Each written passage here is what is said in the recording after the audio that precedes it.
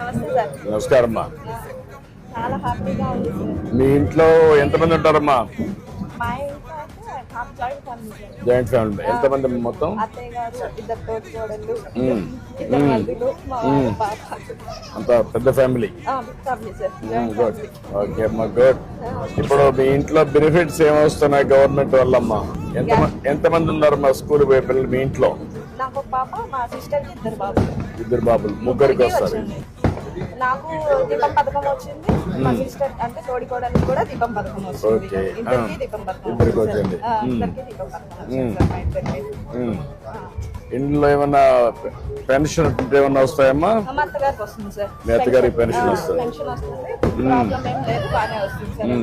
ముందుతో ఇప్పటికే డిఫరెన్స్ కనపడుస్తా ఉందమ్మా పరిపాలనలో? కనపడుతుంది సార్. ఎట్లమ్మా? తల్లికి వందనం రాలేదు సార్. తల్లికి వందనం కన్ఫామ్ గా పడింది. రాని వాళ్ళకి మళ్ళీ ఏమన్నా లోటుపాట్లు చెక్ చేసి మళ్ళీ వేయడం ఇదంతా బాగా జరుగుతుంది సార్. దీపం పథకం కూడా రాకపోయినా ఇంటి దగ్గరికి వచ్చి వాలంటీర్స్ వచ్చి వస్తున్నాయా రావట్లేదా అని అడిగి వాళ్ళు ఇంటికి వచ్చి మెన్షన్ చేసుకుని అడగడం ఇదంతా బాగుంది. ఈ మధ్య కాలంలో మేము వాట్సాప్ గవర్నెన్స్ పెట్టాం, ఎన్నోమ్మా?